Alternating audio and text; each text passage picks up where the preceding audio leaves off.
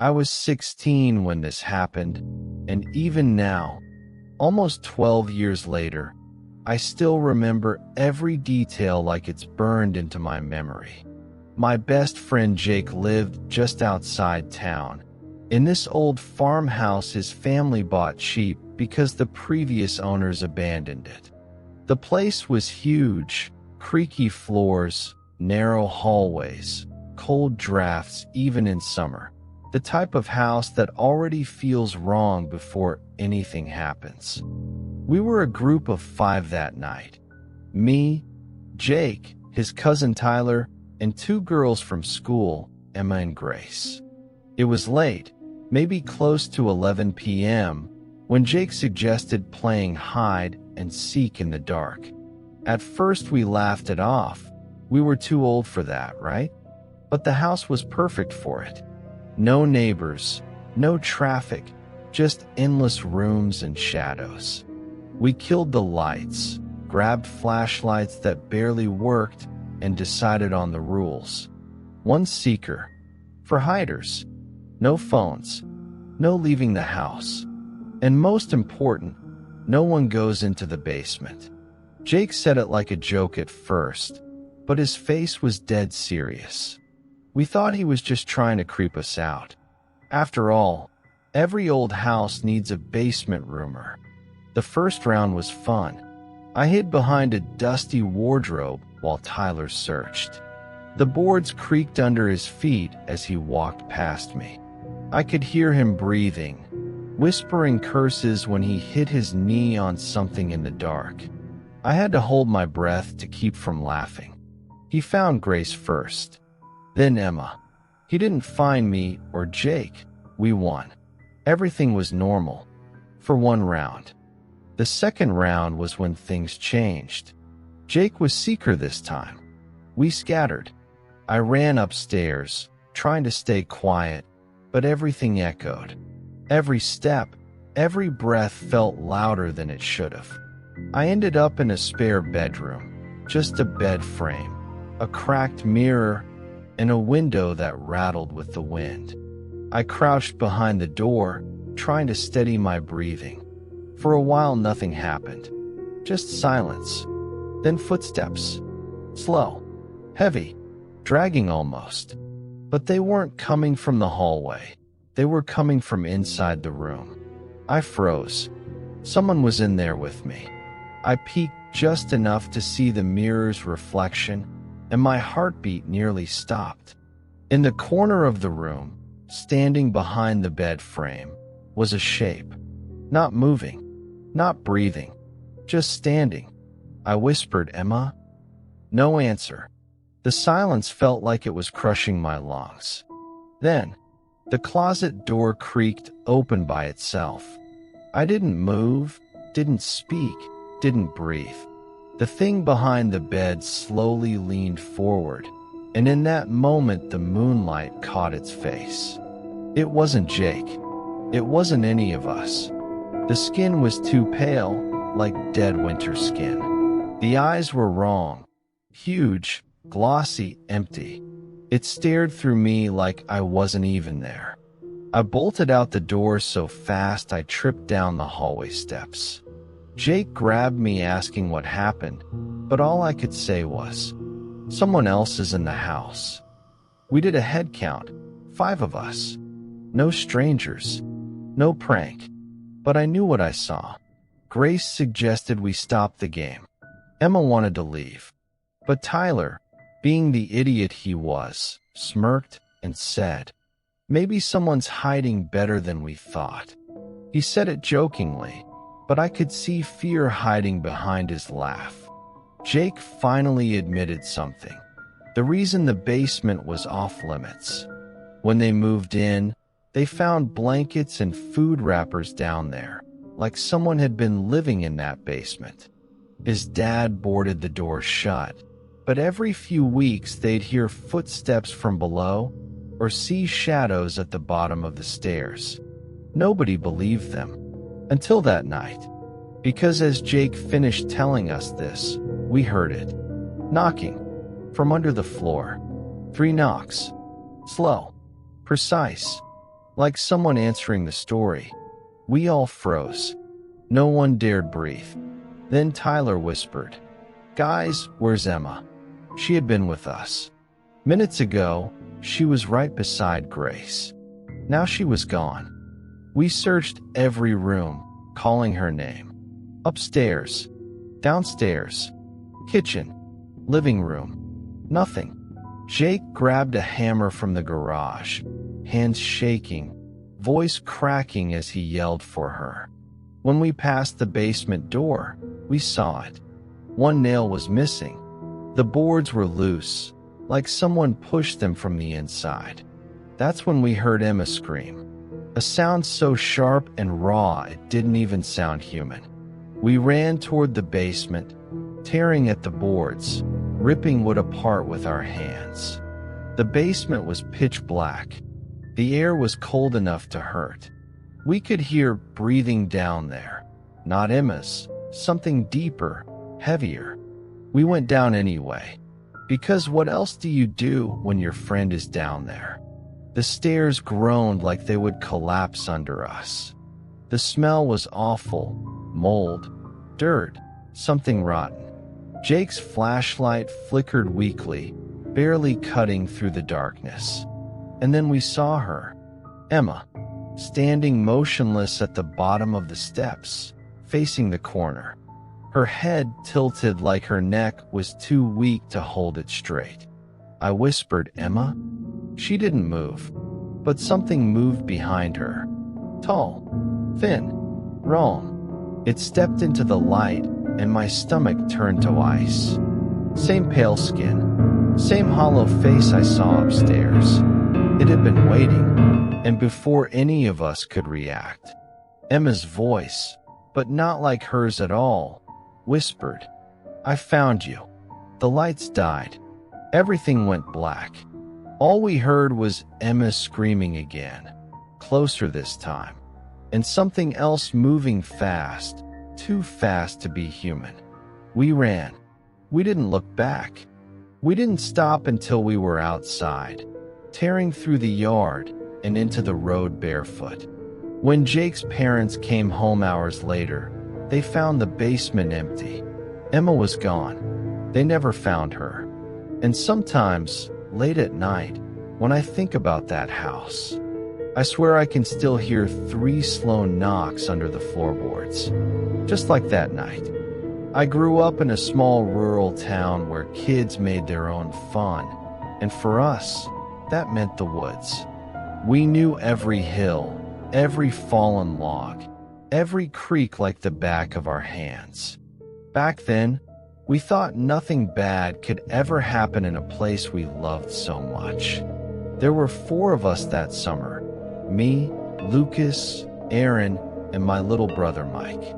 We spent nearly every day out there, building forts, climbing trees, pretending we were explorers. Life felt simple, safe, until the day we decided to play hide and seek after sunset.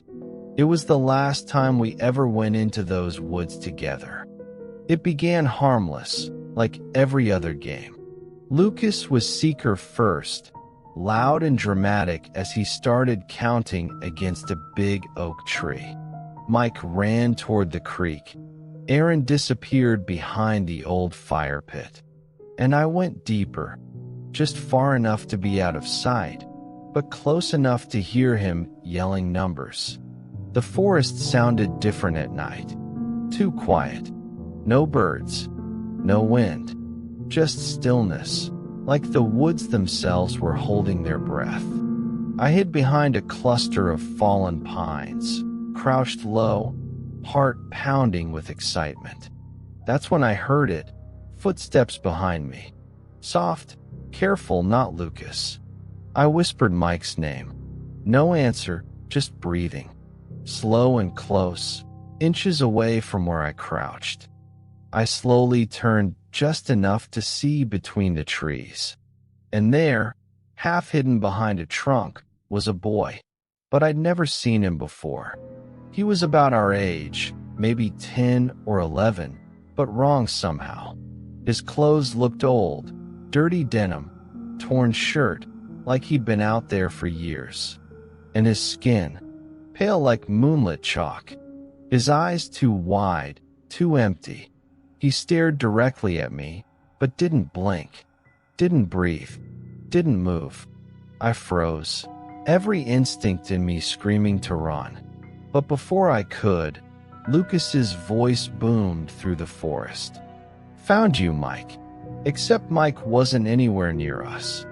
And when I looked back, the pale boy was gone, just dead leaves where he'd stood. We regrouped, but Mike didn't come back. We called, we shouted, even tried to laugh it off. But each minute felt heavier, darker, like the trees were closing around us. Then Aaron heard it first, a voice calling from deeper inside the woods. A voice that sounded like Mike, but it didn't sound right.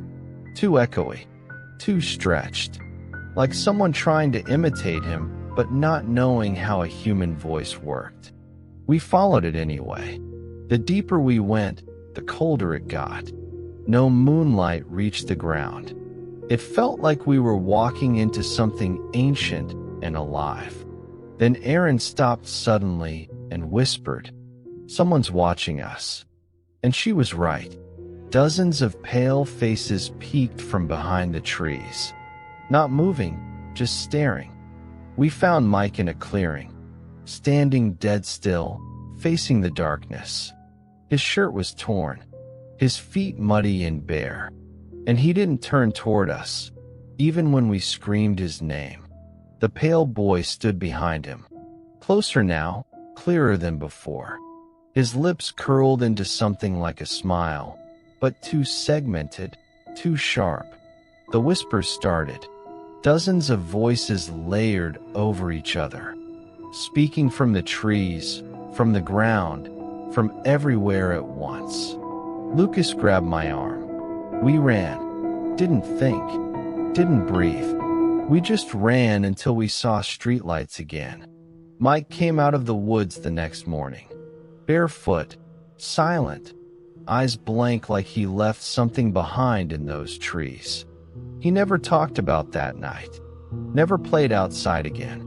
And even now, years later, he refuses to go near the woods. Sometimes, when I drive past them at night, I swear I still see pale faces watching from the tree line, waiting, like the game never ended.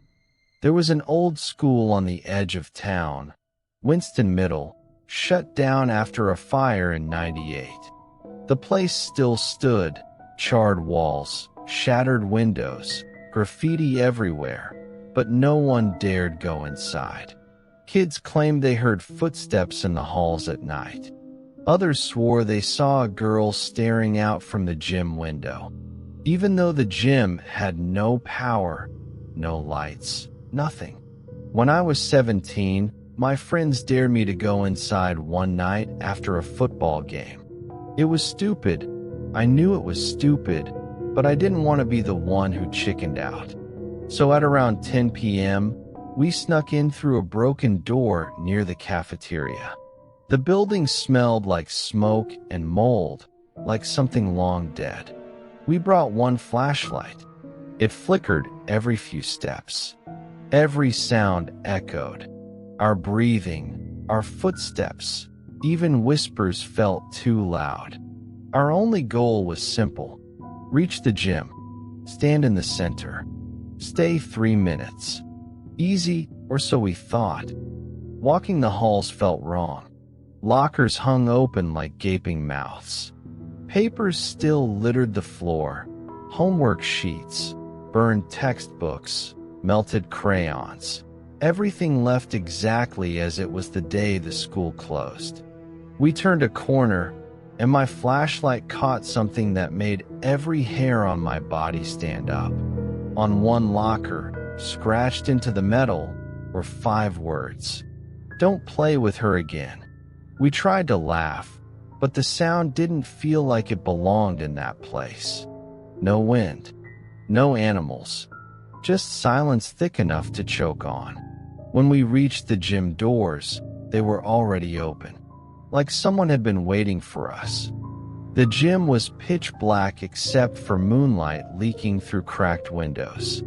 Bleachers covered in dust. Basketball hoops hanging crooked. And in the middle of the court, a girl. Or what used to be one. She was wearing an old cheer uniform, burned around the edges, hair covering most of her face. She was facing away from us, arms hanging unnaturally straight at her sides. My friend whispered, "Don't move." But curiosity got me. I stepped closer. The wooden floor creaked under my shoe. She turned, not slowly, violently, like her neck snapped to look at us. Her face was half burned, skin melted into the cheekbone. One eye clouded white, the other wide and filled with something I still can't describe. Rage, sorrow, hunger, all of them at once. We should have run right then, but she lifted one arm and pointed to the far corner of the gym. A basketball rolled out from the darkness, slowly, perfectly straight, until it stopped at our feet. Then the whispers started. Not one voice, many. Girls laughing, cheering, screaming, like we were in the middle of a game that never ended. Suddenly, the old scoreboard flickered to life with a buzzing sound so loud it felt like needles in my ears. No power, no electricity, yet the numbers glowed red. Home, 13. Visitors, 0. A cheer chant echoed across the gym. One more point. The burned girl stepped closer. Her feet didn't even touch the floor. She drifted. That's when panic finally hit. We bolted toward the exit, sprinting across the court. Every step thundered like the building itself was chasing us. Behind us, she screamed, loud and broken, like burning lungs gasping for air. The gym doors slammed shut ahead, and we crashed into them full force. They didn't budge. The chanting grew louder. One more point. One more point. I turned back just as she reached for me. Her hand passed through my jacket, ice cold, burning and freezing at the same time. My flashlight exploded into sparks as the lights in the gym went out again. In pure panic, we slammed the doors together. Once, twice, and on the third hit, they burst open. We flew into the hallway and didn't stop running until we were outside gasping in the night air. The moment we crossed the threshold, the lights inside the gym shut off completely. The chanting stopped. We never spoke about it after, but every now and then, late at night, I drive past that school and look toward the gym window.